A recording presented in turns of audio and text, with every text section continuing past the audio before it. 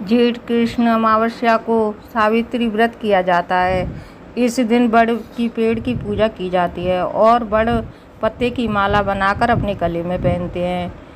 और कहानी इस प्रकार है। मध्य प्रदेश में राजा अश्वजीत के सत्यवान नाम का एक सर्व गुण संपन्न पुत्र था। राजपुत्री सावित्री ने अपनी प्रशंसा सुनी और रूप गुण संपन्न जानकर पति स्वयंवर कर लिया। नारद जी के सत्यवान के भविष्य को जानते थे। उन्होंने राजा से आकर कहा, यह राजकुमार अल्पायु तथा शीघ्र ही इसका राज्य भी नष्ट हो जाएगा। राजा ने पुत्री से कहा और सावित्री ने दृढ़ स्वयंवर में कहा, पिताजी, आर्य नारी अपना पति एक बार ही वरण करती है, चाहे जो कुछ मेरा विवाह उसी राजकुमार के साथ ही होगा। सावित्री ने नारद जी से सत्यवान की मृत्यु का समय मालूम कर लिया था। सावित्री का विवाह राजकुमार सत्यवान के साथ हो गया।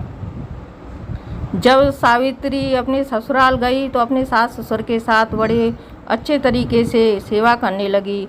सावित्री अपने पति के कल्याण के लिए भगवान शिव की भी पूजा करने लग गई और जैसे ही दिन निकट आए थे तब 7 दिन पहले ही वह अपनी बाहरी तपस्या करने लग गई।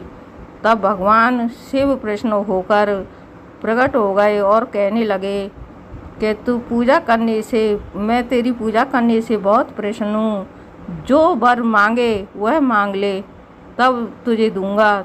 तब सावित्री ने उनके वर मांगा कि मेरे पति को अंत समय में 2 दिन शेष रह गए हैं, उनके बचाने का कोई उपाय बताओ। तब भगवान बोले, कल श्रेष्ठ अमावस्या है, कल तू बड़ के पेड़ की पूजा करना और तेरे मनोरथ पूरी मनोकामनाएं पूरी होंगी। तब सावित्री ने वैसा ही किया, रात्रि जागरण भी किया और स्वयं सत्यवान जंगल में जाने लगा। तब सावित्री भी उसके पीछे पीछे चली गई। सत्यवान ने मना किया कि परंतु जंगल में मत चल, तो भी सावित्री नहीं मानी और सत्यवान के साथ चली गई। सत्यवान जंगल में पहुंचकर एक पेड़ पर चढ़ गया और उसने अपनी लकड़ी काटना शुरू कर दिया। कुछ देर के बाद उसके सर में बहुत पीड़ा हुई और सत्यवान बेहोश हो गया। उसी समय दक्षिण दिशा में से यमराज को अपने आते हुए देखा। यमराज सत्यवान की जान लेकर चल दिए। सावित्री भी उनके पीछे पीछे चल दी। सती को पीछे आते देख यमराज ने मना किया, परंतु न मानी। धर्मराज ने कहा, अपने पति के अलावा कोई 3 वर मांग ले। तब सावित्री ने 3 वर मांगे। बोली कि पहले सास ससुर की आंखें ठीक हो जाएं और दूसरे मुझे राज वापस मिल जाए, तीसरे मैं पुत्रवती हो जाऊं। धर्मराज कहकर हतास्तु आगे चले गए। आगे जाकर पीछे मुड़कर देखा कि सावित्री तो फिर भी पीछे ही चली आ रही है। तो वह गुस्से में कहने लगे कि अब क्यों मेरे पीछे आ रही है। तब सावित्री ने कहा, भगवान, आपने मुझे पुत्रवती होने का वर तो दे दिया, परंतु मेरे पति को तो आप ही लिए जा रहे हो, मैं पुत्रवती कैसे बनूंगी।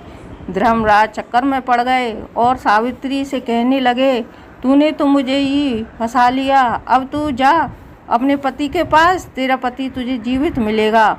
भैया पति के पास आई तो उसे पति जीवित मिला। सावित्री ने आकर देखा